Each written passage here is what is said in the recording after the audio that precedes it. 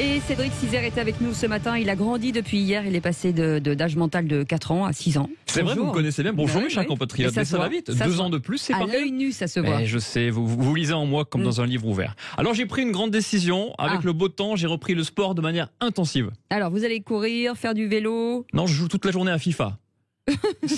Oui, à FIFA, c'est quand même cool. Je peux vous dire, j'ai les pouces aussi musclés que ceux de Stallone. Ouais. Alors, jouer aux jeux vidéo fait maigrir, pas le corps mais le porte-monnaie. Tous les parents le savent, hein, ça coûte très cher les jeux vidéo. Mais vous avez dû voir cette étude qui montre que courir ne sert absolument pas à maigrir. Ah bon? Ah oui, absolument pas à maigrir. Le plus grand diététicien du monde a forcément voulu rebondir sur cette info. Évidemment, rebondir. Bonjour, je suis Jean-Michel Cohen, le seul nutritionniste qui a plus de poids à perdre que ses patients. Oui. Alors ça fait 30 ans que je répète que pour maigrir, le sport ne sert à rien. Oui, il faut juste 5 fruits et légumes par jour, des chips aux oignons, à la tomate, à la menthe, aux carottes ou à la fraise. En fait, courir, ça sert à allonger l'espérance de vie. Donc ma femme m'a interdit d'aller courir. Ah bah oui, bien sûr, on veut pas, n'allez pas courir, messieurs. Alors un professeur de l'université de Caroline du Nord a étudié une tribu de chasseurs-cueilleurs en Tanzanie. Oui. Alors pour ceux qui savent pas, la Tanzanie c'est entre l'Italie et la Suède. Bien sûr. Les hommes adultes de cette tribu courent en moyenne 14 km par jour pour trouver leur nourriture et pourtant, ils ne dépensent pas plus d'énergie que moi qui marche seulement 14 mètres par jour. Ouais, c'est beaucoup. Donc en fait, déjà. ça sert à rien, mais 14 mètres c'est beaucoup entre le studio et chez moi, parce que j'habite là. Alors on croit depuis toujours que faire du sport fait maigrir, mais c'est donc faux. Moi je suis choqué, voilà. Franchement, les bas m'en tombent. Les bras. C'est les bras qui en tombent. Aussi, je savais pas. Alors si ça se trouve demain, on va apprendre que finalement faire des études, ça sert à faire un seul métier. Chômeur en CDI. Voilà, on en apprend de trucs de fou.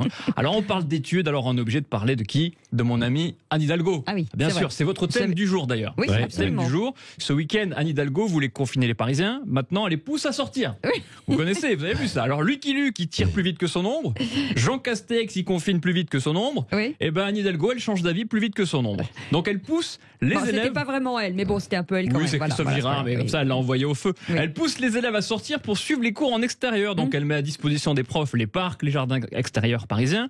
Sachant qu'à Paris, il pleut en moyenne 1 jour sur 3, c'est quand même pratique. Mais j'ai demandé à un écolier du sud de la France qui fait déjà cours dehors de donner son avis sur ce système. C'est bien. Salut Cédric, c'est Raphaël, j'ai toujours 7 ans. Salut. Comment ça va mon frérot? Moi j'habite à Saint-Tropez, donc il fait 25 degrés. Et je suis trop contente de faire cours dehors sur la plage. Comme ça je vois la mer et des culs. Non, c'est pas possible, Raphaël. Mais c'est incroyable. Mais c'est Saint-Tropez. Saint-Tropez, il est en avance, je sais pas, ça te c'est perturbe. possible. Mais qui sont ses parents? Mais je sais pas, on va les retrouver, je peux vous Appelez dire. la police. C'est honteux. Alors pour moi, il y a rien d'incroyable dans cette proposition de notre amie Anne Hidalgo, fan de cyclisme. Moi, j'ai passé toute ma scolarité dehors. Bah oui, ça se voit. Dès que je rentrais en cours, les profs ils me disaient allez hop 6 heures dehors. Voilà, forcément j'ai passé ma scolarité dehors. Et c'est vrai que c'est une période déjà assez compliquée pour les élèves. Vous avez vu ça et nous on fait quoi? Et ben on leur rajoute une couche avec l'écriture inclusive. Voilà, la pire invention depuis le Pentacourt. Franchement, le Pentacourt, je pensais qu'on ferait jamais pire que le Pentacourt. Et finalement on a trouvé l'écriture inclusive. Patrick, on a ce matin. Ce matin, c'est pour ça. Je connais ce système. On fait je pense qu'il a pris le pantalon de sa femme plutôt. Je sais, mais Eric Revel il est en short en dessous du costume. J'en suis sûr, on l'embrasse bien sûr. Alors, vous savez que je suis un homme non genré, non binaire, pansexuel, gender fluide, inclusiviste et surtout casse-couille. Alors, oui, bien sûr. Alors, c'est bien résumé en tout cas. C'est bien résumé, c'est moi, je vais me faire des amis, c'est pas grave. L'écriture inclusive fait beaucoup parler, c'est une écriture censée être plus respectueuse de la place du féminin, mais c'est vrai que c'est hyper difficile à écrire. C'est compliqué. Et hyper difficile à lire. Enfin, moi, j'ai du mal. Certains profs obligent leurs élèves à l'employer. On veut nous obliger à tout maintenant, en fait. On veut nous obliger à faire du vélo, obliger d'être écolo, obliger d'être vegan, obliger à écrire comme on veut pas. Bientôt, on va nous obliger à ne plus sortir de chez nous. Voilà. Ça, c'est peut-être possible. C'est déjà fait. C'est déjà fait. Excusez-moi, je sais pas où. C'est déjà fait, oui. Eh ben, écoutons ce qu'en pense un auditeur. Bonjour Cédric. Alors voilà, moi je suis Henri. Oui. Je suis macho avec mes potes et féministe avec les femmes que je drague. Ah oui, bien sûr. Alors, je suis désolé, mais c'est trop dur et surtout c'est beaucoup trop long l'écriture inclusive. Ouais. Bah oui, le temps que j'écrive un message à une fille que je convoite en écriture inclusive, elle a déjà couché avec 3 mecs. Non, mais non. C'est très long. Franchement, c'est très dur. Si. Alors, moi, depuis tout petit, on m'a toujours dit que pour l'écriture, le masculin l'emportait sur le féminin. Mais moi, si vous voulez que le féminin l'emporte sur le masculin, je m'en fous. Dans la grammaire, allez-y, ça me dérange pas. De toute façon, il voit pas la différence. Déjà, je vois pas. Et pourquoi on n'accepte pas les deux? On a dit, ok, on fait comme on veut. On accepte le, ça va plus vite. C'est ça, l'écriture inclusive, du coup. Non, mais il n'y a pas besoin de faire ES, machin, etc. Il n'y a pas besoin. On n'a qu'à dire ça. Moi, je sais pas si au feu des piétons, à la place du bonhomme qui passe au vert, on met une bonne femme qui passe au vert. Moi, je m'en fous. Si on transforme le nom du croque-monsieur en croque-madame, je m'en fous. Voilà, en plus ça m'arrange, je préfère croquer des dames. Ça existe le croque-madame? Mais je sais pas, mais avec un œuf dessus. Mais c'est dégueulasse. On a un truc de plus que vous, il y a du fromage, c'est horrible. Mais voilà, vous avez un truc de plus, je m'en fous, ça me dérange pas. Gardez ce que vous voulez. Une chaîne de télé suisse a carrément interdit à ses journalistes d'utiliser le mot Madame, Monsieur, bonsoir. Ils doivent dire bonjour tout le monde. Et je trouve ça un peu excluant.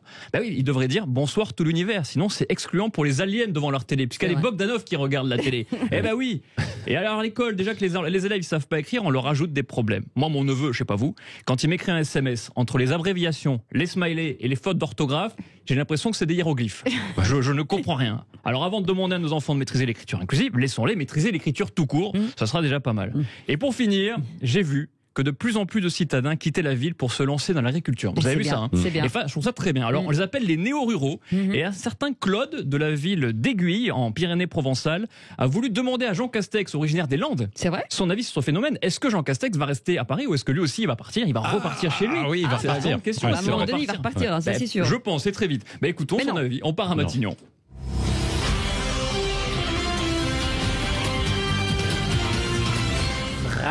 Français, le gouvernement comprend que de nombreux citadins quittent la ville pour la campagne. Pas d'inquiétude, je ne risque pas de rentrer à la campagne tant que j'aurai la chance d'être payé une blinde pour emmerder les Français. Ah bah oui, bah, c'est pas mal. Si, il a dit ça. Il a dit ça. Il n'a pas dit ça. Ah, c'est ce qu'il a dit. Moi, c'est Matignon en direct. Hein. Vous êtes en direct avec Philippe Bilger, moi avec Jean Castex. Donc c'est comme vous voulez. Ok, je vous crois, à moitié. On a perdu Patrick Roget. Il sait plus où se mettre. Bah, tout va bien. Sur la montagne, tout va bien. Allez.